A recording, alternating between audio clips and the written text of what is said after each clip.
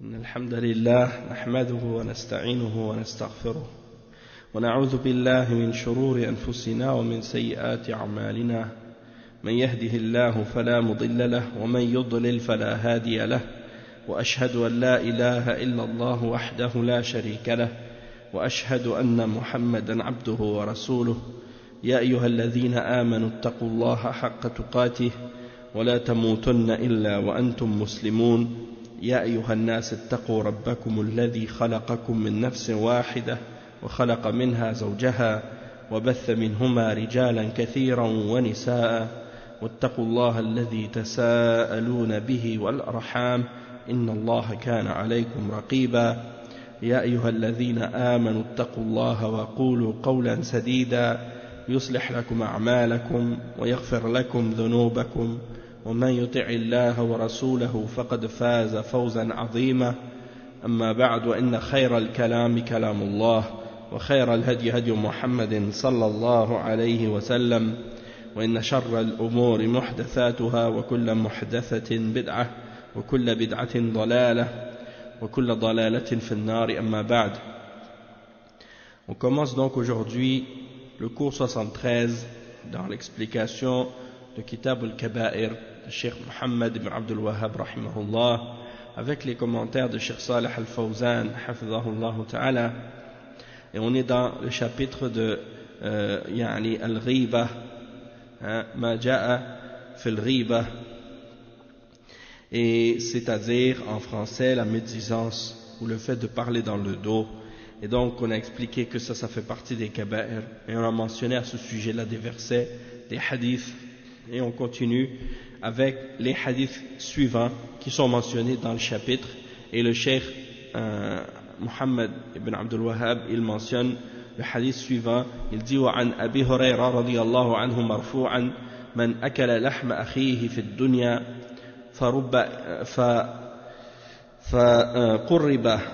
قرب إليه يوم القيامة فيقال له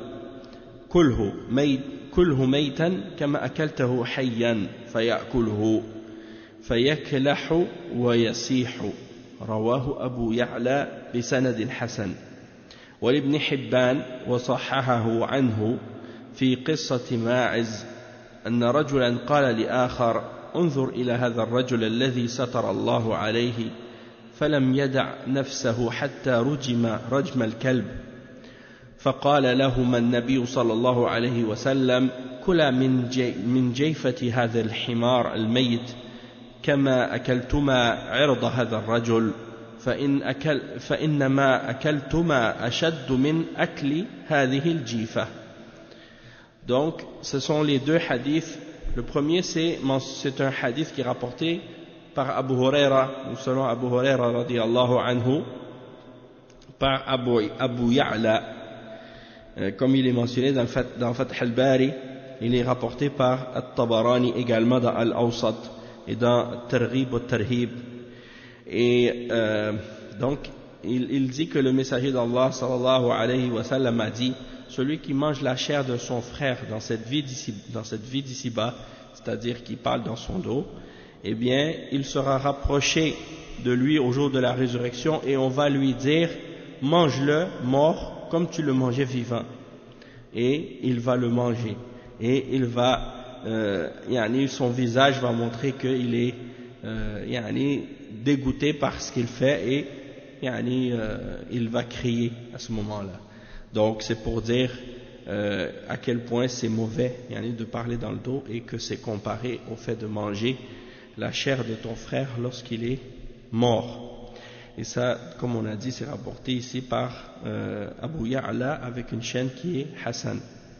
Après, l'autre hadith, il est rapporté selon Ibn Hibban. Il est authentifié par Ibn Hibban également, et c'est à propos de l'histoire de Ma'iz.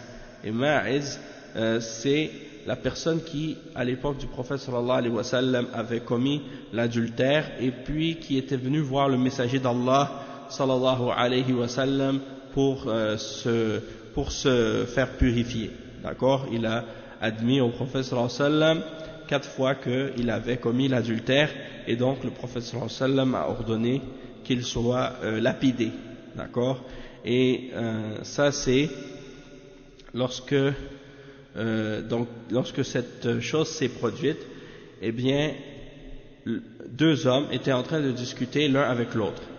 Et l'un a dit à l'autre, regarde cet homme que Allah avait couvert, hein, et il est venu donc, lui, Maïs est venu, et il n'a pas cessé jusqu'à ce qu'il se fasse lapider comme on lapide un chien.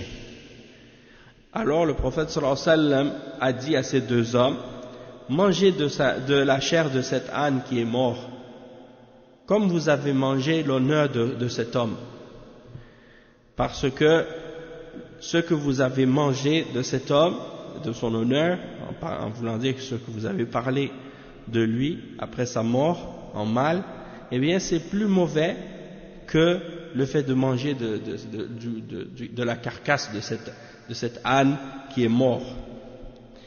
Et le Cheikh Al-Fawzan, il fait un commentaire sur ces hadiths. Il dit قوله من أكل لحم أخيه في الدنيا قرب إليه يوم القيامة فيقال له كله ميتا كما أكلته حيا قال الله تعالى ولا يغتب بعضكم بعضا أيحب أحدكم أن يأكل لحم أخيه ميتا فكرهتموه. Donc le Cheikh il dit donc à propos du hadith, celui qui a mangé la chair de son frère dans cette vie d'ici-bas, on va le rapprocher de lui au jour de la résurrection et il lui sera dit, mange-le mort comme tu l'avais mangé vivant. Et il cite le verset 12 dans Surat Al-Hujurat dans lequel Allah subhanahu wa ta'ala a dit, et ne parlez pas dans le dos les uns des autres, est-ce que l'un d'entre vous aimerait manger la chair de son frère mort, hein? Vous détesteriez cela. Et donc, le cheikh il dit فَأَكْلُ لُحُومِ الْأَمْوَاتِ أَمْرٌ تنفر منه النفوس والمغتاب إنما يأكل لحم أخيه بكلامه في عرضه فكما أن أكل لحوم الناس بعد موتهم أمر تكرهه النفوس فكذلك يجب أن تكره أكل أعراضها في حال حياتها لأن ذلك أكل معنوي. Donc le cheikh il dit manger la chair des morts c'est une chose qui répugne l'âme, hein? Et donc l'âme elle fuit de ce genre de choses, hein?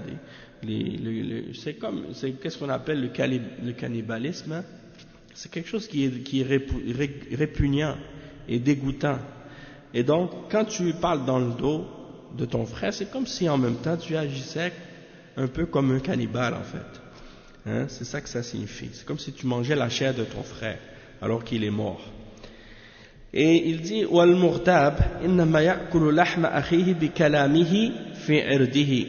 Donc ça, la personne qui parle dans le dos, eh bien, elle mange la chair de son frère en parlant contre son honneur. فكما أن أكل لحوم الناس بعد موتهم أمر تكره النفوس فكذلك يجب أن تكره أكل أعراضها في حال حياتها لأن ذلك أمر معنوي. Donc, la même chose, comme tu n'aimes pas manger la chair des gens après leur mort, tu devrais détester, hein, comme ton âme elle déteste cela, c'est répugnant pour toi, et bien de la même manière tu devrais trouver également obligatoire c'est obligatoire de détester, de manger l'honneur ou parler sur l'honneur des gens. C'est comme si tu mangeais leur chair lorsqu'ils sont vivants, hein, en parlant dans leur dos. Et donc ça c'est quelque chose qui est symbolique, c'est abstrait, hein, mais ça nous fait comprendre à quel point cette chose-là devrait nous paraître laide, hein? C'est-à-dire que si je te dis, est-ce que tu veux manger la chair de ton frère mort? Tu dis non, c'est dégoûtant, hein, c'est répugnant à faire ça. Alors, la même chose, tu devrais sentir la même chose, cette répugnance, elle devrait te venir également à l'idée de parler contre ton frère, ou parler sur ton frère en son absence, et dire des choses qu'il n'aime pas dans son dos. Que ce soit pour des hommes ou des femmes. C'est la même chose.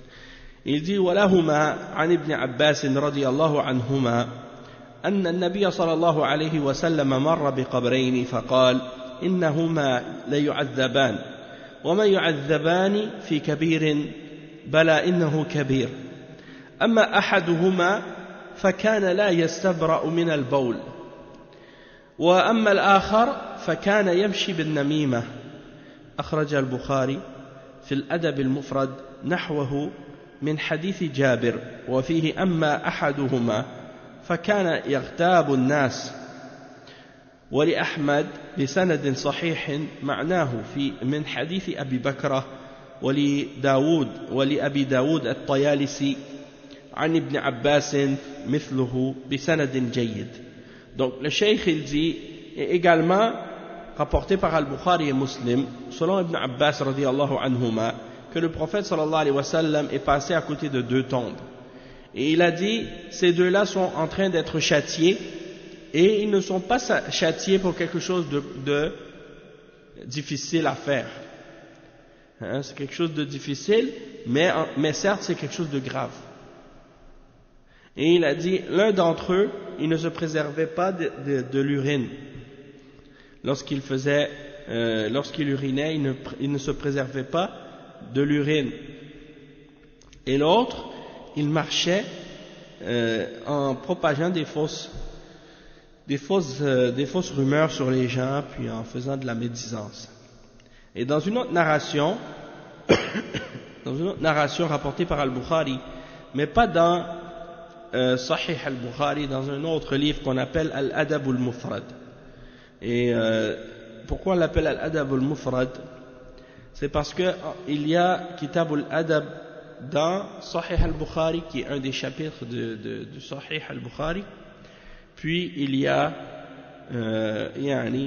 Al-Adab al-Mufrad, qui est un volume séparé, qui ne fait pas partie de Sahih al-Bukhari.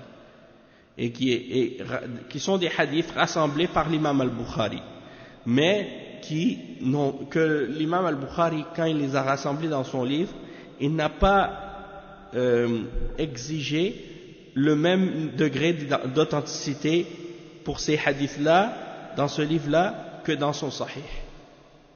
D'accord? Et donc c'est pour ça qu'on l'appelle Al-Adab al-Mufrad. Et dans Al-Adab al-Mufrad, il y a des hadiths sahih, des hadiths authentiques, et il y a des hadiths qui sont pas authentiques également. C'est pour ça que Cheikh Al-Albani il a fait le sahih et le daif de Al-Adab al-Mufrad. Et vous trouvez ce livre-là, il est disponible dans les librairies, il est publié. Et donc, Al-Adab al-Mufrad, c'est un livre qui est écrit par l'imam al-Bukhari. Et donc, il dit dans ce livre-là, il y a une autre version du même hadith qu'on vient de citer, à propos des deux tombes, sauf qu'au lieu de dire à la fin qu'un des deux, il propageait des rumeurs ou un namima, qu'est-ce qu'on appelle de la médisance ou un namima, dans cette version, il dit وَأَمَّا أَحَدُهُمَا فَكَانَ يَغْتَابَ النَّاسِ, c'est-à-dire un d'entre les deux, il parlait dans le dos des gens. Hein? يَغْتَابَ النَّاسِ. Donc, on a dit déjà, et on a déjà expliqué il y avait un chapitre qu'on a fait il y a quelques mois en arrière, qui était justement sur le sujet de An-Namima en particulier. Hein? Et on a mentionné ce hadith-là dans ce chapitre également. Et ici, le cheikh il l'a mentionné encore une fois, et il a cité l'autre narration qui mentionne فَكَانَ يَغْتَابُ النَّاسِ pour montrer le lien avec le chapitre de Al-Ghiba. Et il y a un lien tout le temps entre Al-Ghiba ou Al-Namima. Et c'est pour ça que vous entendez toujours, les ulama quand ils parlent, ils disent toujours ces deux termes ensemble. Pourquoi? Parce qu'il y a des choses qui sont communes à ces deux choses-là. Al-Ghiba et Al-Namima. Al-Namima, des fois, quand ils le traduisent en français, les deux, ils utilisent médisance des fois pour le traduire. Ils disent Namima, ils le traduisent par médisance, puis Riba, ils le traduisent par médisance. Alors qu'il y a des petites nuances entre les deux. Dans le sens que An-Namima, c'est le fait de colporter des paroles et de les propager à propos des gens, des rumeurs ou des informations fausses, dans le but de faire du tort ou de nuire. Hein? Comme par exemple, tu vas voir une personne, la personne elle te dit une chose mauvaise sur quelqu'un, toi tu prends cette parole-là, tu t'en vas voir l'autre personne, tu dis un tel il a dit telle chose sur toi. Et là lui il va dire d'autres choses sur l'autre personne, alors lui il retourne voir l'autre, il dit l'autre il a dit ça sur toi. Hein? Et donc ça c'est qu'est-ce qu'on appelle an-namima. Et ça qu'est-ce que ça fait? Ça envenime les mauvais sentiments et ça fait augmenter les animosités et la haine entre les gens et ça fait propager des fausses rumeurs et des choses de ce genre. Ça c'est très mauvais.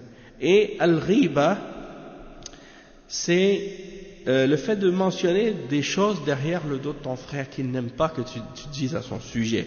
Donc c'est un petit peu plus spécifique. C'est pas exactement la même chose qu'un namima. D'accord? Donc il y a ça et ensuite il y a l'autre parole en dessous qui dit que il est rapporté également cette parole dans Al-Adab al-Mufrad de l'imam al-Bukhari. Cette narration il est mentionné là-bas aussi et elle est mentionnée également par l'imam Ahmad dans sa Musnad avec une chaîne qui est authentique c'est la même signification que ça et c'est rapporté par Abu Bakra ou selon Abu Bakra et également Abu Daoud at-Tayalisi. C'est pas Abu Daoud celui qui a écrit le Sunan Abu Daoud, c'est un autre savant de hadith qui s'appelle Abu Daoud at-Tayalisi et lui il l'a rapporté dans sa Musnad selon Ibn Abbas avec une chaîne de transmission qui est bonne et il dit وأما حديث ابن عباس أن النبي صلى الله عليه وسلم مر بقبرين قال إنهما لا يعذبان فأحوال أهل القبور لا يعلمها إلا الله تعالى ولكن الله يطلع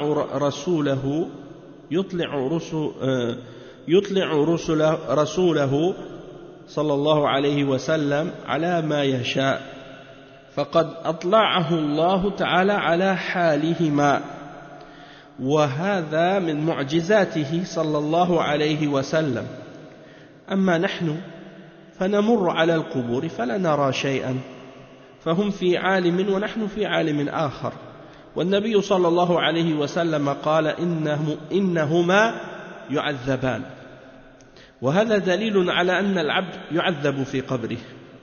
Donc le cheikh il explique que le hadith d'Ibn Abbas qui dit que le prophète sallallahu alayhi wa sallam est passé près de la tombe de deux hommes et qu'il a dit qu'ils étaient en train d'être châtiés et ça c'est l'état des gens des tombes. Personne ne sait leur situation et leur état excepté Allah. Ça fait partie du ghaib. Et Allah subhanahu wa ta'ala a fait savoir à son prophète, à son messager sallallahu alayhi wa sallam, ce qu'il veut du ghaib. D'accord? Et il lui a fait donc savoir l'état de ces deux hommes-là à ce moment-là, et ça fait partie des miracles du prophète Muhammad sallallahu alayhi wa sallam. En ce qui concerne donc nous, en ce qui concerne notre propre personne, nous quand on passe à côté d'une tombe, on voit rien et on n'entend rien. Alors ça veut dire qu'on ne peut pas nous savoir qu'est-ce qui se passe à ce moment-là dans les tombes. Ils sont dans un monde et nous on est dans un autre monde. Les morts sont dans une dimension et nous on est dans une autre dimension. Ça veut dire que on ne peut pas voir ou les entendre et savoir qu'est-ce qu'ils sont en train de subir ou qu'est-ce qu'ils sont en train de recevoir comme délice ou comme châtiment. Et le prophète sallallahu alayhi wa sallam a dit ces deux-là sont en train d'être châtiés. Alors le cheikh il dit que ça c'est la preuve que le serviteur il est châtié dans sa tombe. Et il dit فَنَحْنُ نُؤْمِنُ بِذَلِكَ كَمَا أخبر الله ورسوله فعذاب القبر ثابت بالتواتر وقد أمر النبي صلى الله عليه وسلم أن نستعيذ بالله منه في التشهد الأخير من الصلاة ففي الحديث أستعيذ بالله من أربع أو استعيذوا بالله من أربع اللهم إني أعوذ بك من عذاب جهنم ومن عذاب القبر ومن فتنة المحيا والممات ومن فتنة المسيح الدجال فلا ينكر عذاب القبر إلا أهل الضلال. Donc le cheikh il dit que le châtiment de la tombe il a été confirmé par des hadiths qui sont tellement nombreux que personne ne peut douter de cette chose ou de son authenticité. Parce que le nombre de hadiths qui sont rapportés sur ça, ça atteint le degré de qu'est-ce qu'on appelle en arabe at-tawatur. At-tawatur, ça veut dire un degré de hadith, ça veut dire tellement nombreux que tu ne peux pas remettre en question cette parole-là ou cet aspect-là. Et le cheikh dit ensuite وَقَدْ أَمَرَ النَّبِيُّ صَلَّى اللَّهُ عَلَيْهِ وَسَلَّمَ أَن نَسْتَعِيذَ بِاللَّهِ. Donc le prophète sallallahu alayhi wa sallam nous a ordonné de chercher le refuge en Allah subhanahu wa ta'ala dans le tashahhud, le dernier tashahhud qu'on fait dans la prière, en disant ô Allah, je cherche refuge en toi contre le châtiment de l'enfer et contre le châtiment de la tombe et contre l'épreuve de la vie et de la mort et contre l'épreuve du Messie ad-Dajjal, celui qu'on appelle al-Messie ad-Dajjal. Alors le cheikh il dit ensuite, personne donc ne renie le châtiment de la tombe excepté les gens de l'égarement. Ensuite il dit وَأَمَّا أَهْلُ السُّنَّةِ وَالْجَمَاعَةِ فَيُؤْمِنُونَ بِهِ وَيَعْتَقِدُونَهُ وَهُوَ مِنْ أُصُولِ الْعَقِيدَةِ فقد قال إنهما لا يعذبان ثم بين سبب تعذيبهما فقال ما يعذبان في كبير أي هو سهل عليهما تركه مع ذلك لم يتركاه وأما قوله إنه كبير أي إنه من كبائر الذنوب. Le cheikh il dit en ce qui concerne les gens de la sunna et de la jama'a, eux ils croient et ils sont convaincus de cela, c'est-à-dire du châtiment de la tombe. Et cela fait partie des fondements même de la aqidah. Ça fait partie des fondements même de la croyance islamique. Et il a dit, le prophète sallallahu alayhi wa sallam, ils sont en train d'être châtiés tous les deux. Et ensuite il a expliqué la cause, pourquoi ils sont châtiés. Et il a dit qu'ils ne sont pas châtiés pour quelque chose qui est difficile. C'est-à-dire, qu'est-ce qu'ils ont fait comme péché? C'était pas quelque chose qui était difficile à délaisser. Et il a dit, mais c'est quelque chose de grave. C'est quelque chose de grave, c'est-à-dire que ça fait partie des grands péchés. Et il dit, وَقَوْلُهُ لَا يَسْتَبْرِئُ أي في رواية ولا يستنزه والمقصود لا يستنجي ولا يبقى ذكره ولا ينقي أو ينقي ذكره بالاستجمار. C'est-à-dire que un des deux, son péché c'était quoi? Il se préservait pas de l'urine ou bien il se purifiait pas de l'urine, dans une autre narration. Et qu'est-ce qu'on veut dire par là? C'est que il ne se nettoyait pas après avoir uriné avec des pierres ou bien avec quelque chose comme aujourd'hui on peut utiliser d'autres choses, mais à l'époque les gens utilisaient des pierres. Qu'est-ce qui est obligatoire donc pour le musulman? Le cheikh il dit فالواجب على المسلم أن ينتظر حتى ينقطع البول ثم يستجمر بالأحجار أو يستنجي بالماء فالذي لا يتحرز من بوله يعذب في قبره وذلك كبيرة من كبائر الذنوب.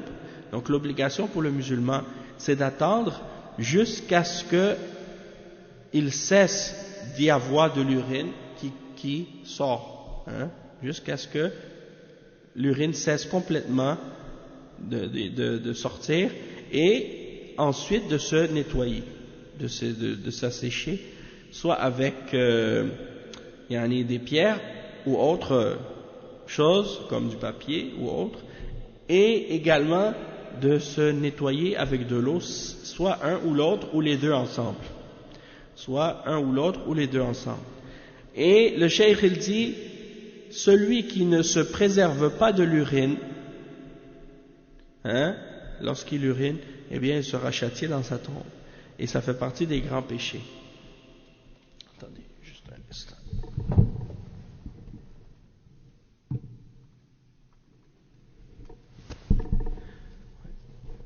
C'est le purificateur d'air. Naam. Après le cheikh il dit ويعني ذلك كبيرة من كبائر الذنوب وقوله وأما الآخر فكان يمشي بالنميمة وهذا محل الشاهد من الحديث وهي الوشاية ونقل الحديث على وجه الإفساد قال الله تعالى ولا تطع كل حلاف مهين هماز مشاء بنميم وفي الأثر النمام يفسد في ساعة ما يفسده الساحر في سنة فالنمام أشد خطرا من الساحر من ناحية الإفساد بين الناس. Donc le cheikh il dit en ce qui concerne l'autre, le deuxième, il a dit son péché c'était que il propageait la médisance parmi les gens. Et c'est ça ce qu'on veut prendre dans ce hadith. C'est ça le point qu'on voulait mentionner dans ce hadith qui est en relation avec le chapitre. Et c'est le fait de propager des paroles dans le but de créer du désordre entre les gens et des problèmes entre les gens. Comme on a expliqué tout à l'heure par rapport à An-Namima, qu'est-ce que ça voulait dire. Et ici, le cheikh il cite le verset dans Surat Al-Qalam, le verset 10 et 11, dans lequel Allah subhanahu wa ta'ala il mentionne justement cette caractéristique-là de la part des mouchriquins.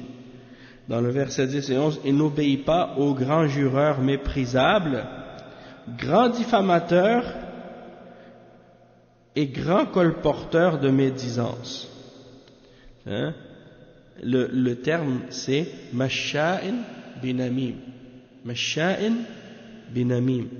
Donc Masha, ça veut dire quelqu'un qui marche beaucoup, et binamim, c'est-à-dire namima, c'est-à-dire avec la médisance. Donc il parle, hein, il va chez les gens pour propager des paroles dans le but de créer des problèmes entre les gens. Wa fil athar, et dans la narration, il est rapporté que An-Nammam, celui qui fait An-Namima, il peut corrompre dans une heure ce que le sorcier corrompt dans une année. Donc, parfois tu vois que même dans une narration, le prophète sallallahu alayhi wa sallam, il a appelé An-Namima Al-Adhu. Al-Adhu, puis c'est As-Sihr. Al-Adhu, c'est As-Sihr, mais il l'a utilisé pour désigner An-Namima. Et donc, dans le sens que parfois, An-Namima, ça agit comme de la sorcellerie. Parce que toi, tu le vois pas. Tu vois que les gens commencent à se regarder mal et qu'il y a des réactions chez les gens. Hein, les gens commencent à se détester, mais toi, tu comprends pas pourquoi. Parce qu'il y a des gens par en arrière qui sont en train de faire du désordre et de propager de la médisance et de parler dans le dos et de colporter des fausses rumeurs et des mensonges. Et donc, c'est pour ça, ici, dans la narration, ça dit, celui qui fait un namima, il peut corrompre en une heure ce que le sorcier corrompt en une année.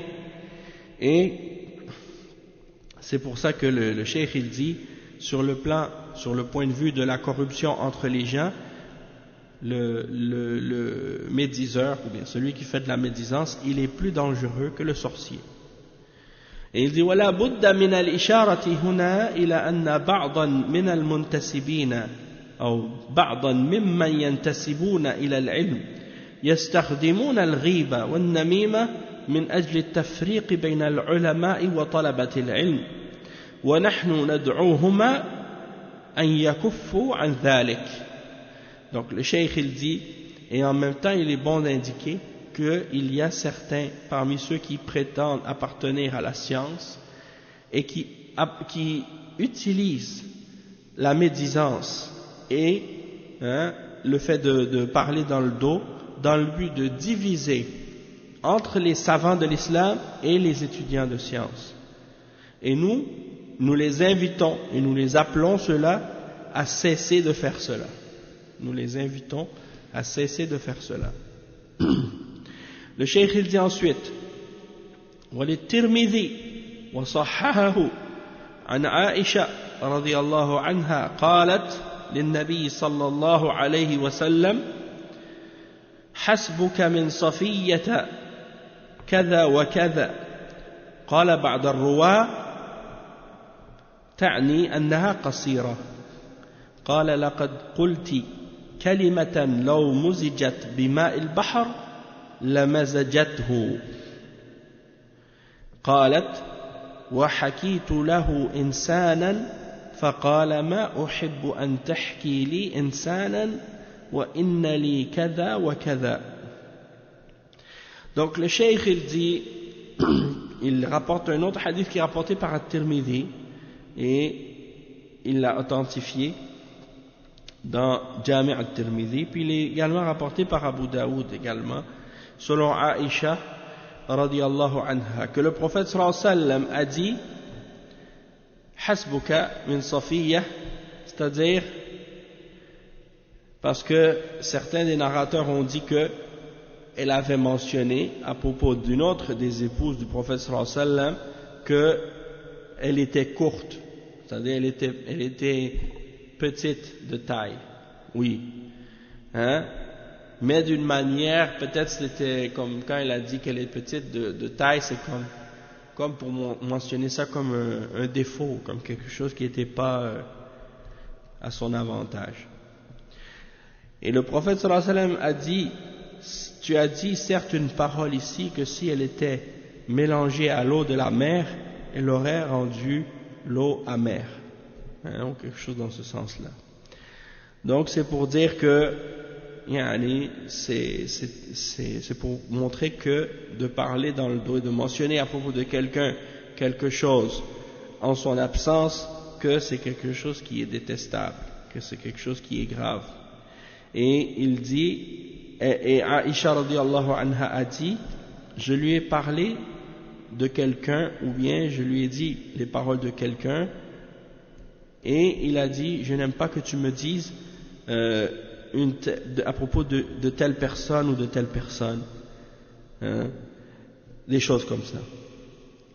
Donc, j'aime pas que tu me rapportes des choses sur les autres ou des choses de ce genre. Le Cheikh Al-Fawzan il explique ce hadith-là, il dit وَأَمَّا حَدِيثُ عَائِشَةَ وَفِيهِ أَنَّهَا قَالَتْ عَنْ صَفِيَّةَ حَسْبُكَ مِنْ صَفِيَّةَ إنها كذا وكذا، يعني أنها قصيرة، فإن صفية هي أم المؤمنين زوج النبي صلى الله عليه وسلم، وعرفت بصلاحها وتقواها، وهي صفية بنت حيي ابن أخطب، ومعلوم ما يكون بين النساء الضرائر، فعائشة رضي الله عنها كانت غارت منها وقالت حسبك من صفية كذا وكذا، تقصد أنها قصيرة، فقال لها النبي صلى الله عليه وسلم لقد قلت كلمة لو مزجت بماء البحر لمزجته، ولم يشفع لها أنها أم المؤمنين، فإن النبي صلى الله عليه وسلم أنكر عليها هذه الكلمة، وهذا فيه أنه يجب على المؤمن إنكار المنكر. Le cheikh il dit que ici Aïcha radiyallahu anha elle a dit à propos de Safiya, hein, elle parle au messager d'Allah sallallahu alayhi wa sallam, elle dit ça suffit, hein, ça suffit avec Safiya, elle est telle, elle a telle chose ou telle chose, en voulant dire elle est courte, hein, elle n'est pas grande de taille, elle est petite, ou des choses comme ça.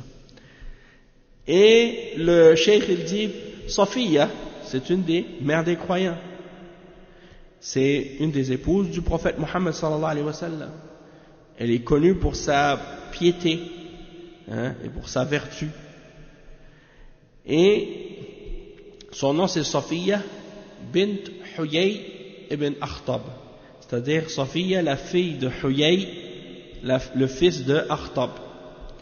Et on sait ce qu'il y a, c'est connu, ce qu'il y a entre les femmes coépouses comme jalousie.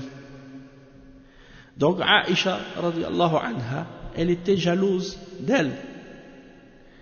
Et donc elle dit au prophète sallallahu alayhi wa sallam, ça suffit avec Safiya. Elle était courte, elle n'était pas haute de taille ou des choses de ce genre. Et ça, c'est la jalousie qui l'a fait dire ça. Des fois, les femmes, quand elles sont jalouses, elles vont dire des choses comme ça. Nasallallahu al-afiya. Et le prophète sallallahu alayhi wa sallam lui a dit, si on prenait ta parole que tu viens de dire et on la mettait avec l'eau de la mer, on sait l'océan, comment c'est grand, il dit, cette parole, elle est tellement amère, tellement mauvaise, que si on la mélangeait avec l'eau de la mer aurait changé. Donc c'est pour dire que le fait que le cheikh il dit, le fait qu'elle soit la mère des croyants, c'est-à-dire Aïcha radiyallahu anha, eh bien ça n'a pas intercédé en sa faveur, dans le sens que le prophète sallallahu alayhi wa sallam a condamné sa parole, et c'est l'obligation pour le croyant de condamner le mal lorsqu'il se produit. Et donc ça c'est un exemple ici, de l'exemple du prophète sallallahu alayhi wa sallam lorsqu'il a entendu cette parole. Naam. Donc là on a terminé le chapitre sur Al-Riba. Si vous voulez on s'arrête, on fait Al-Jama'a, ou bien on continue avec Al-Kaba'ir encore. On continue? Il reste 30 minutes. Ok, d'accord. Le chapitre suivant, Babun ma ja'a fi idlal al-a'ma 'an at-tariq, c'est-à-dire le chapitre sur ce qui a été rapporté au sujet de celui qui égare l'aveugle du chemin, ou qui donne à l'aveugle la mauvaise indication ou le mauvais chemin. Et le cheikh il a cité ça pour montrer que ça fait partie des grands péchés. Il dit عن أبي هريرة رضي الله عنه أن النبي صلى الله عليه وسلم لعن من أضل الأعمى عن الطريق. C'est-à-dire que Abu Huraira radiyallahu anhu, il dit que le prophète sallallahu alayhi wa sallam a maudit celui qui égare l'aveugle du chemin. Et c'est rapporté selon Ahmad et Ibn Hibban dans son Sahih, et c'est rapporté selon Ibn Abbas que le prophète sallallahu alayhi wa sallam a dit cette parole. Et dans une autre narration, la'ana Allahu man kamaha al-a'ma 'an as-sabil, que Allah a maudit, ou Allah a maudit celui qui égare l'aveugle du chemin. Et un autre hadith qui est rapporté, c'est le hadith rapporté par Abu Daoud selon Mu'adh ibn Jabal radiyallahu anhu, marfu'an man hama mu'minan min munafiqin adhahu ba'atha Allahu lahu yawm al-qiyamati malakan yahmi lahmahu min nari jahannam wa man rama musliman bi shay'in yuridu shaynahu bihi حبسه الله على جسر جهنم حتى يخرج مما قال. Donc ce hadith est rapporté par Abu Daoud selon Mu'adh radiyallahu anhu, que le prophète sallallahu alayhi wa sallam a dit, celui qui protège un croyant contre un hypocrite qui veut lui faire du tort, Allah va lui envoyer au jour de la résurrection un ange qui protégera sa chair contre le feu de l'enfer. Et celui qui accuse ou qui lance des accusations contre un musulman par quelque chose par laquelle il veut le salir, ou le faire paraître mal, Allah subhanahu wa ta'ala va l'empêcher de traverser le pont qui est sur l'enfer jusqu'à ce qu'il sorte de ce qu'il a dit. Jusqu'à ce qu'il sorte de ce qu'il a dit à son sujet. Et donc, maintenant on va lire les paroles de Cheikh Al-Fawzan à ce sujet-là. Comment il explique? Il dit لقد حثت الشريعة على الرفق بالضعفاء وإعانتهم والشفقة عليهم ومنهم الأعمى الذي لا يبصر الطريق. Il dit que la charia, elle nous a incité à la douceur envers les gens qui sont faibles, les gens qui ont peu de moyens ou qui sont faibles, que ce soit la faiblesse matérielle ou la faiblesse physique, de les aider, d'avoir de l'affection pour eux, et parmi eux, les aveugles. Donc l'islam nous a encouragé de les aider. Celui qui ne peut pas voir son chemin quand il va dehors, dans l'islam, il n'y a pas la culture de prendre un chien pour guider les aveugles. C'est vrai, ça n'existe pas ça dans les pays musulmans en général. Les gens, ils ne prennent pas de chien pour se guider. Quand ils ont besoin de quelqu'un pour se guider sur le chemin, il y a toujours quelqu'un, un être humain qui est prêt à l'aider. C'est vrai? Exactement. Donc ça, la culture d'utiliser des chiens guides, ça n'existe pas dans la culture musulmane. Ça, c'est seulement chez les Occidentaux que ça existe. Et le cheikh, il dit فالواجب إرشاده وتجنيبه تجنيبه ما أمامه من الأخطاء لأنه فاقد للبصر. Donc l'obligation, c'est de l'orienter et de lui faire éviter ce qui est devant lui comme danger. Et des fois le chien, peut-être qu'il ne va pas voir certaines choses que l'être humain, lui, il peut voir. Tu vois, par exemple, même c'est déjà arrivé que tu vois l'aveugle avec son chien, le chien, il ne voit pas le danger, il avance, puis les gens qui sont autour, ils lui disent attention, parce que le chien, il n'a pas vu qu'est-ce qui était dangereux pour l'être humain. Bon, le feu rouge, le chien, il est dressé pour savoir, mais il peut y avoir d'autres choses qui peuvent être là, que le chien, il n'a pas remarqué, qui peuvent faire tomber la personne sans qu'elle s'en aperçoive. Et il dit le cheikh, fa'anta, donc la personne, elle n'a pas la vue. Wa anta an'ama Allahu alayka bihadhihi al-hassa.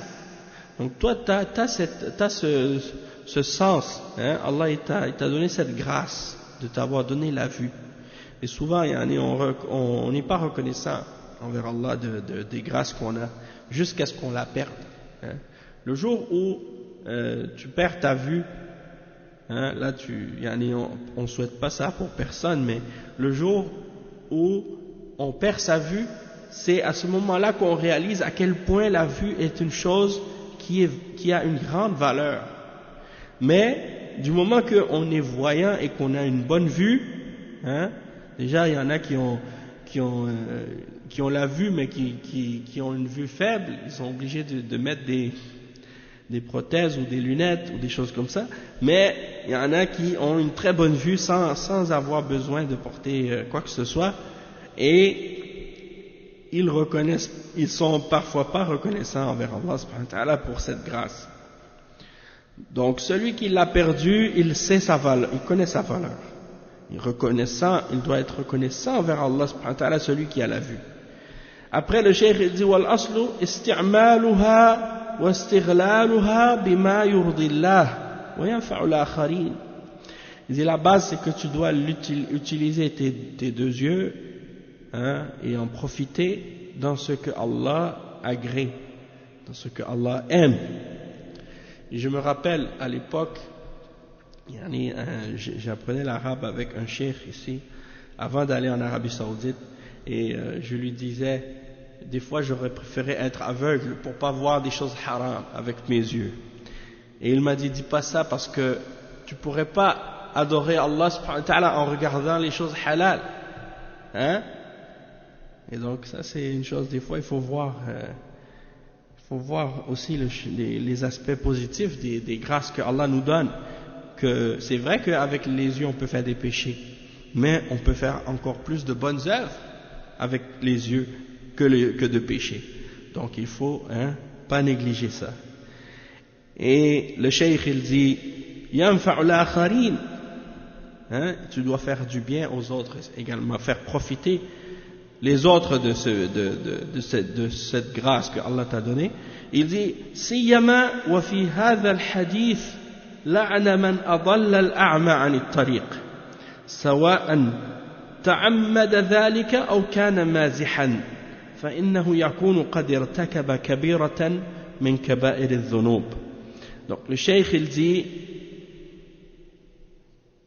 en particulier dans ce hadith dans lequel le prophète sallallahu alayhi wa sallam a maudit celui qui égare l'aveugle du droit chemin ou du bon chemin. Peu importe qu'il a fait exprès ou qu'il a fait ça pour plaisanter. Allez, c'est grave. Alors dans ce cas-là, il a fait un grand péché parmi les grands péchés. Il y a des gens méchants comme ça. Il y a des gens méchants, ils vont, pour se moquer, dire à l'aveugle, non, c'est par là-bas, alors que c'est pas vrai. La personne qui fait ça, c'est seulement une personne qui est méchante, que son cœur il est mauvais pour indiquer à la personne aveugle le chemin alors qu'il ne peut pas voir. Allahul Musta'an.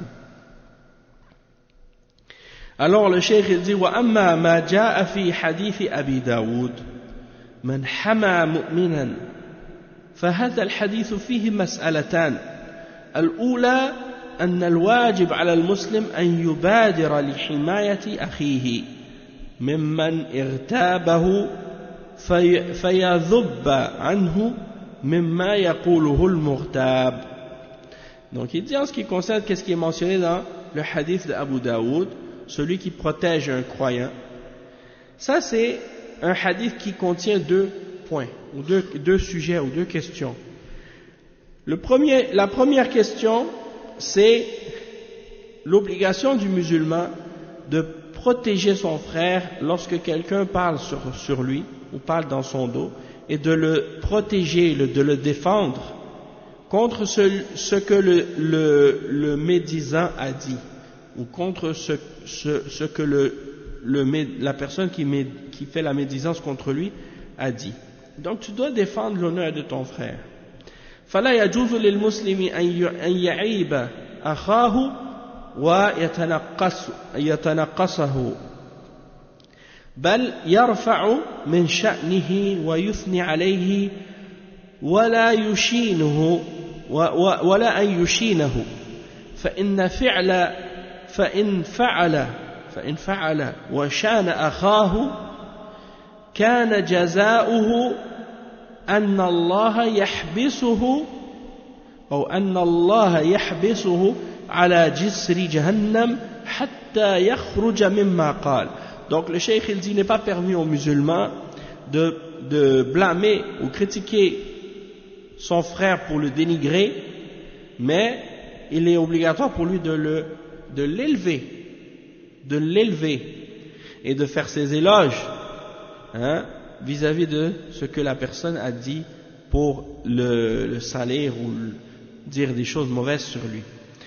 Et donc celui qui fait cela, celui qui protège son frère et qui défend son frère, eh bien Allah subhanahu wa ta'ala va le protéger au jour de la résurrection. Tandis que celui qui a fait du tort à son frère, eh bien il va être arrêté de rentrer au paradis. Lorsqu'il va passer sur le pont qui est au-dessus de l'enfer, il ne va pas pouvoir traverser jusqu'à ce que qu'est-ce qu'il a dit, il en soit revenu, il ait abandonné ce qu'il a dit ou il soit revenu de ce qu'il a dit. Le cheikh il explique c'est quoi ça, c'est quoi ce pont et c'est quoi cette chose dont il doit revenir à ce moment-là pour pouvoir traverser et ainsi de suite. C'est quoi ça exactement?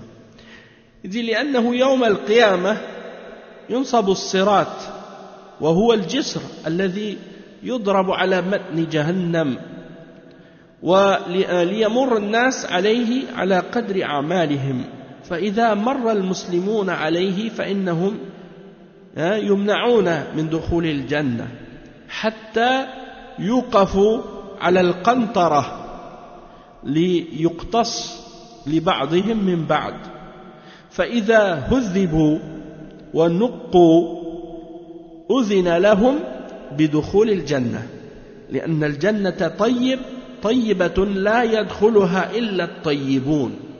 Le cheikh il explique que au jour de la résurrection, Allah subhanahu wa ta'ala va dresser un pont sur l'enfer et les gens vont passer dessus selon la valeur et la proportion de leurs œuvres. Plus la personne avait une foi forte, il va passer plus vite, et plus il y avait de la faiblesse dans sa foi, eh bien, il va passer moins rapidement que le précédent. Allahu A'lam. Mais je sais que les croyants, ils vont passer sur ce pont-là selon la vitesse par rapport à leur foi, et que certains vont tomber dans l'enfer, même parmi les croyants. Non, d'après Allahu A'lam. Je ne peux pas dire sur ça, mais d'après moi, les kuffars, eux, ils vont déjà, c'est garanti qu'ils vont en enfer. Si c'est des mushrikines ou des kuffars, donc ils ne vont pas passer sur le pont, Allahu A'lam. Mais, chose certaine, ceux qui passent sur le pont, c'est les mu'minines. D'accord? Et le pont que tous les gens doivent traverser, c'est ce pont-là que tous les gens doivent traverser, tous les croyants doivent traverser. Et une fois qu'ils ont traversé, il y a Al-Qantara. Il y a un pont, sur ce pont, c'est là qu'il y aura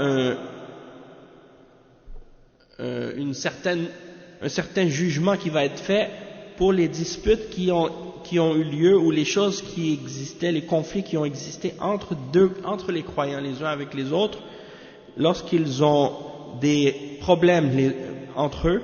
Par exemple, deux croyants, ils avaient de la rancune l'un envers l'autre, parce qu'un a fait une injustice à l'autre, un a parlé sur l'autre, un a fait ci, un a fait ça, donc ils ne s'aiment pas, ils ont quelque chose l'un contre l'autre. Ça c'est quand tu traverses le pont, avant de rentrer au paradis, il y a cette partie du pont qu'on appelle Al-Qantara. Je ne sais pas si c'est le même pont ou si c'est après le pont, un endroit qu'on appelle Al-Qantara. Et à cet endroit-là, c'est là que Allah va juger pour établir la justice entre ces disputes qui sont arrivées entre les croyants. Pourquoi? Parce que personne ne va rentrer dans le paradis avec de l'animosité ou de la rancune dans le cœur pour un autre musulman. Et dans Surat Al-Hijr, Allah subhanahu wa ta'ala, il dit, je vais vous dire le verset, Allah subhanahu wa ta'ala, il dit وَنَزَعْنَا مَا فِي صُدُورِهِم مِّنْ غِلٍّ إِخْوَانًا عَلَى سُرُرٍ مُتَقَابِلِينَ. Si je peux vous sortir ce verset dans Surat Al-Hijr, je vais vous dire le numéro, comme ça vous pouvez retourner à ce verset, si vous voulez.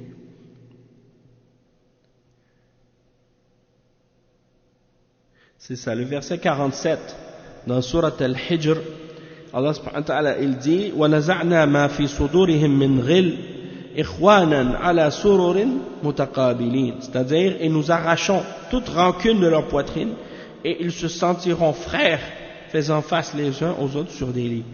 Donc, personne ne va rentrer dans le paradis, parmi les croyants, avec une animosité, ou un conflit, ou une colère contre son frère. Ça va être enlevé, ça va être nettoyé avant l'entrée au paradis. Et c'est Al-Qantara. C'est-à-dire, à cet endroit-là, si un musulman il avait fait une injustice à un autre musulman, ou il avait parlé sur lui, ou des choses de ce genre, à cet endroit-là, Allah subhanahu wa ta'ala va juger entre eux dans ces disputes qu'ils avaient entre eux pour les purifier, pour les nettoyer de cette rancune, pour qu'ils aient la permission de rentrer au paradis. Parce qu'ils ne peuvent pas rentrer au paradis sans qu'ils aient retiré de leur cœur cette rancune qu'ils avaient l'un envers l'autre. Parce que le cheikh il dit, parce que le paradis c'est un endroit qui est bon et personne ne peut y entrer que les bons. Donc celui qui a de la rancune dans le cœur, il ne peut pas rentrer au paradis tant qu'il l'est retiré de son cœur. Parce que dans le paradis, il n'y a pas de place pour la rancune, il n'y a pas de place pour la haine, il n'y a pas de place pour les gens qui se disputent, et les disputes entre nous. Wa alaykum salam wa rahmatullahi wa barakatuh. فالحط من أقدار المسلمين وتصغير شأنهم واحتقارهم أمر أو وتصغير شأنهم واحتقارهم أمر عظيم أشار إليه هذا الحديث ولا سيما ما يفعله الكثيرون من أجل أن ينفض الناس عن فلان فيطعنون في أمانته وعلمه وبعضهم يبرر عمله هذا بقوله إن كلامي هذا من باب إنكار المنكر فسبحان الله إن هذا هو المنكر بعينه لأن ما قلته في أخيك غيبة والغيبة من أعظم المنكر والمنكر لا يقابل بمنكر أشد منه فالواجب على المسلم أن يعرف هذه الأمور ويحذر من لسانه قال تعالى ما يلفظ من قول إلا لديه رقيب عتيد. Donc le cheikh il dit le fait de diminuer de la valeur des musulmans ou de les dénigrer dans leur importance ou de les mépriser, c'est une chose très grave. Comme c'est mentionné dans ce hadith, et en particulier ce que nombreuses personnes font, dans le but d'éloigner quelqu'un d'une autre personne. Lorsque par exemple, ils veulent éloigner quelqu'un d'une personne. Et ça on le trouve souvent de la part des gens de bid'a, quand ils veulent éloigner quelqu'un de quelqu'un qui appelle à la sunna. Donc ils vont tout faire pour éloigner les gens de lui. Et ils vont mentir, ils vont répandre contre la personne qui appelle à la sunna. Et il y a toutes sortes de mensonges et de calomnies. Et c'est ça ce que beaucoup d'entre ces gens-là font. Ils attaquent l'honnêteté de la personne et sa science. Et certains, ils vont même essayer de rendre ça acceptable. Ils vont essayer de trouver des excuses à qu'est-ce qu'ils font en disant que cette parole que je dis, c'est dans le but de condamner le mal. Je veux condamner le mal, interdire le mal. Le cheikh dit subhanallah, il dit ce qu'ils font c'est ça le mal lui-même. Parce que ce que tu as dit sur ton frère c'est de la médisance, c'est de parler dans son dos. Et ça fait partie des plus grands mal, des plus grands maux. Donc comment tu dis que toi tu veux interdire le mal en faisant quelque chose qui est mal? Ça fait pas de sens. Et donc le cheikh il dit tu veux repousser le mal par un mal qui est plus grand. L'obligation pour le musulman, c'est de repousser le mal par qu'est-ce qui est meilleur, pas par le mal. Et il dit, le musulman il doit savoir donc ces choses-là pour protéger, pour se préserver sa langue de ces choses-là. Et il dit, Allah subhanahu wa ta'ala, il mentionne dans la sourate Qaf, le verset 18, ما يلفظ من قول إلا لديه رقيب عتيد. C'est-à-dire, il ne prononce pas une parole, excepté que il y a auprès de lui quelqu'un qui le surveille et qui écrit ce qu'il dit. Wa alaykum salam wa rahmatullahi wa barakatuh. Donc ça veut dire que tu dois faire attention quand tu parles. Tes paroles, là, ça s'envole pas. Hein? Eux, ils disent, les kuffars, mais c'est un dicton, hein? C'est un proverbe. Les paroles s'envolent, les écrits restent. Les paroles s'envolent pas. Hein? Les paroles, elles restent aussi, pas juste les écrits. Mais peut-être que pour nous, elles s'envolent parce qu'on les voit pas. Mais Allah, il les enregistre et il a établi qu'il y ait des anges à droite et à gauche qui écrivent chacune de nos paroles. Donc, c'est des écrits, ça aussi. Et ça s'envole pas. Aujourd'hui, les gens, non seulement ils pensent que les paroles s'envolent, ils pensent même que les écrits s'envolent. Parce qu'ils écrivent des choses sur Internet, ils pensent que ça n'existe pas dans la vraie vie. Ils pensent que c'est des choses, c'est juste, c'est virtuel, c'est pas réel. Non. Qu'est-ce que tu écris sur Internet, ça compte aussi. C'est la vraie vie aussi, c'est réel. Ça s'envole pas, ça. Hein? Même si c'est écrit, là. Les gens, ils pensent que c'est sur Internet, c'est pas un monde réel, c'est un monde virtuel, donc ça dérange pas. Oh non, c'est relié à la réalité. C'est relié à qu'est-ce que tu propages, qu'est-ce que tu diffuses. Et donc, si tu le diffuses sur Internet, c'est comme si tu le disais. Hein? Subhanallah. La ilaha illallah. Donc, des fois, les gens, subhanallah, peut-être que certaines personnes, devant leur père, devant leur mère, ils vont se retenir de dire certaines choses, par gêne, par pudeur. Hein? Mais ils ne vont pas se gêner de dire ces choses-là lorsque leurs parents ne sont pas là. Alors que Allah, il les voit, il les entend. Hein? Donc, est-ce que Allah, il ne mérite pas qu'on le craigne plus et qu'on soit plus gêné de lui que nos parents? Hein? Encore plus. Mais des fois, c'est comme on dit, les gens, ils pèsent pas avec la bonne balance.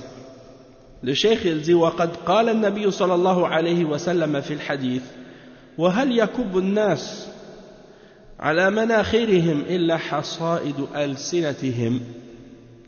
Le cheikh il dit dans le hadith qui est rapporté selon Mu'adh radiyallahu anhu par Ahmad et At-Tirmidhi ibn Majah, c'est un hadith qui est célèbre, et Mu'adh radiyallahu anhu il dit, est-ce que les gens vont être jetés dans l'enfer à cause de ce qu'ils disent? Est-ce qu'ils vont être châtiés à cause de ça?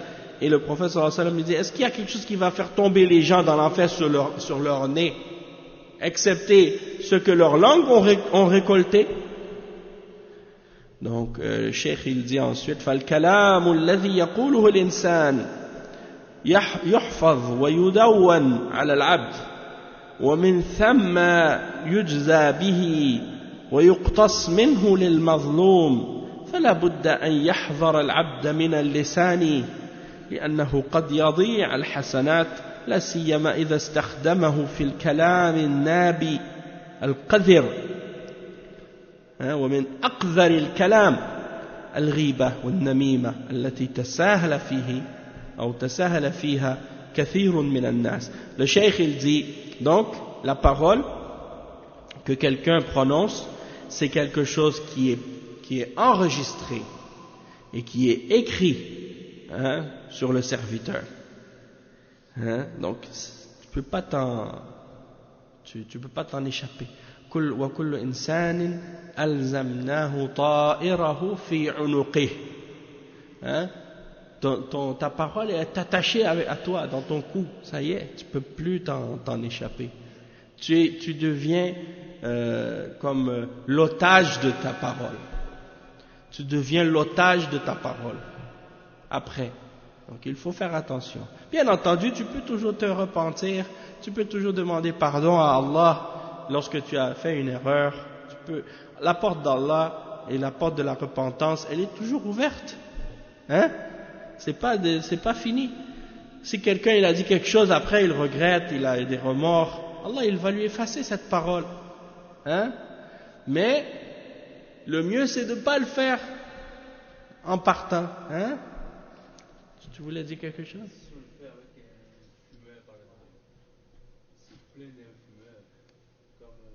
Wa alaykoum salam.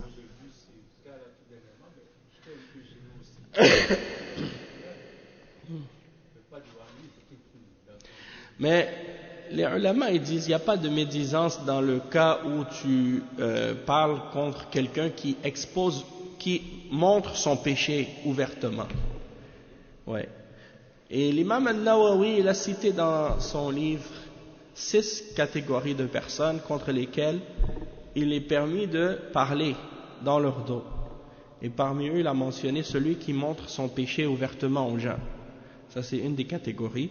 L'autre c'est celui qui appelle à une innovation, et toi tu veux mettre en garde contre lui pour éviter que les gens soient dans l'égarement. Une des catégories qui est mentionnée aussi, c'est celui qui cherche de l'aide pour interdire un mal, ou quand tu vas aller voir le juge. Pour passer devant un juge, tu dois nécessairement exposer le tort qui t'a été fait de la part de la personne qui t'a fait un tort, hein? Quand tu vas devant le juge, il faut que si par exemple tu vas te plaindre contre quelqu'un qui t'a fait quelque chose, donc ça c'est un exemple qui était mentionné. Aussi l'exemple de quelqu'un qui cherche un conseil dans le sens que quelqu'un est venu demander sa fille en mariage ou sa sœur ou sa fille en mariage. Toi tu le connais pas, donc tu demandes à son sujet des informations, tu te renseignes sur la personne, et si on vient te demander des questions sur quelqu'un dans ce but-là, toi tu es obligé de dire la vérité. Dans ce cas-là, c'est pas de la médisance, c'est obligatoire de le dire. Qu'est-ce que tu sais? Si tu sais des choses sur la personne qui sont nécessaires de savoir pour que la personne se préserve de la personne. Aussi dans les cas où quelqu'un te demande par exemple, bon moi un tel il est venu me voir, il veut faire une affaire avec moi, il veut ouvrir un commerce ou il veut faire du commerce avec moi, je le connais pas, est-ce que tu me conseilles de faire commerce avec lui? Et toi tu sais que lui c'est quelqu'un, il a trompé 2 ou 3 personnes avant, t'as pas le droit de t'abstenir de lui dire la vérité à son sujet sous prétexte que tu veux pas faire de la médisance. Ça c'est pas permis. Tu es obligé de lui dire la vérité. Tu vois?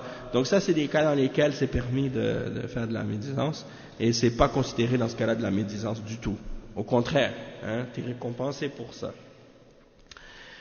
Donc le cheikh, on va terminer avec ça. Le cheikh il dit il faut que tu fasses attention à ta langue, parce que tout ce que tu dis c'est écrit, et au jour de la résurrection, si tu as fait de l'injustice à quelqu'un, eh bien ce sera corrigé.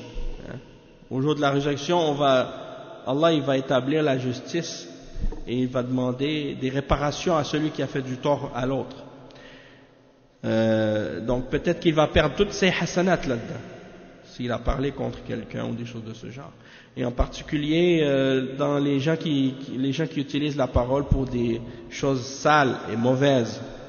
Et la médisance et de parler dans le dos sont parmi les paroles les plus sales. Et les gens prennent ça à la légère. Non. Vas-y. Est-ce qu'on peut parler dans le dos d'un imam? C'est encore. Mais ça aussi, ça fait partie de la médisance. Parce que le prophète sallallahu alayhi wa sallam il dit dhikruka akhaka bima yakrah, mentionner sur ton frère ce qu'il n'aime pas. Alors, si tu as des choses à dire à l'imam que tu n'aimes pas de lui, va lui dire à lui. Va voir l'imam puis dis-lui, imam, toi tu es trop lent, pourquoi tu es lent comme ça, hein? Ou s'il a un problème, tu vas voir l'imam, tu lui dis à l'imam, j'aime pas ce que tu fais, ça c'est pas correct, tu devrais pas faire ça comme ça. Pourquoi tu vas aller derrière son dos dire aux gens, lui il est comme ça, lui il fait ça, lui il fait pas ça? Où est-ce qu'il est la maslaha là-dedans? Où est-ce qu'il est le bienfait là-dedans? Est-ce que tu recherches l'agrément d'Allah quand tu dis ça? Tu comprends ce que je veux dire? par exemple, il y a quelqu'un qui va dire, je vais aller à telle place, et puis toi tu dis, ah lui, il est là. Ça veut dire qu'il est long. Ok. Donc, si toi tu veux dans le temps, quel endroit, par exemple? Ouais, ben dans ce cas-là, tu lui dis, écoute, si t'es pas obligé de lui dire, lui, il est là. Tu peux lui dire, par exemple, tu peux lui dire que, par exemple, à tel endroit, la prière, elle termine à telle heure. Comme ça, tu vois, c'est plus simple pour éviter. Mais sinon, si tu veux dire que, par exemple, l'imam, il fait sa khutbah trop longue, dans ce cas-là, c'est mieux d'aller le voir lui-même directement et de lui faire savoir qu'il devrait raccourcir la khutbah. Comme ça, au moins lui, il va le savoir. Moi, je vais vous dire juste une anecdote par rapport à moi-même. Quand j'étais imam à Dar al-Arqam, à chaque vendredi, il y a des gens, les responsables de la mosquée me disaient, il y a des gens qui sont venus me voir, ils se sont plaints de telle chose, de telle chose, de telle chose. Alors une fois, à chaque vendredi, c'était comme ça. Alors quand je suis allé sur le minbar le vendredi, un autre vendredi, j'ai dit, si vous avez quelque chose à me dire, à me reprocher, venez me voir. Et je veux pas vous manger, hein, ça c'est une expression au Québec. On m'a dit, je veux pas vous frapper, je veux pas vous faire mal, hein. Pourquoi vous venez pas me voir directement pour me dire s'il y a quelque chose. Et puis on va essayer de le corriger, c'est tout. Hein? Mais aller voir le responsable, dire lui il fait ci, ou lui il est pas comme ça, ou respecte pas ci et ça. Si vous savez la personne quelque chose que vous voyez en lui qui est pas correct, allez le voir, dites-lui, donnez-lui la nasiha. Et le prophète sallallahu alayhi wa sallam il a dit ad-din an-nasiha, ad-din an-nasiha, ad-din an-nasiha. قلنا لمن يا رسول الله قال لله ولرسوله ولكتابه ولرسوله ولأئمة المسلمين وعامتهم ولأئمة المسلمين. La nasiha, il a mentionné que c'est pour Allah, pour son livre, pour son messager, pour les imams des musulmans. Les imams des musulmans, ça concerne les dirigeants et ça concerne aussi les ulama, les savants de l'islam, et les imams des mosquées aussi, bien entendu, wa ammatihim, c'est-à-dire les musulmans en général. Donc tu dois donner le bon conseil, tu dois aller les voir, puis s'il y a quelque chose, tu parles avec eux, tu leur expliques, en espérant que, Inch'Allah, ça va corriger l'affaire, ça va régler le problème. Mais aujourd'hui, les gens, non, ils ne vont pas donner la nasiha, ils préfèrent parler dans le dos, ou dire, un tel il fait ci, un tel il fait pas ça, et à la fin, ça ne règle pas le problème. Tu vois, au contraire, ça ne fait que rajouter du problème.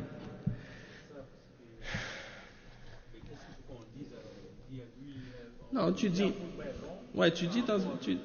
si par exemple toi tu travailles de telle heure à telle heure, puis que tu veux aller à ton travail avant telle heure, je te conseille pas d'aller là-bas parce que là-bas il termine à telle heure.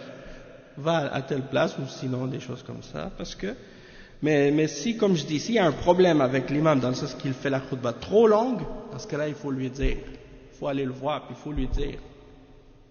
Et puis peut-être que par la permission d'Allah, avec ta nasiha, il va l'accepter, il va tenir compte de ce que tu lui dis, puis il va changer. Hein?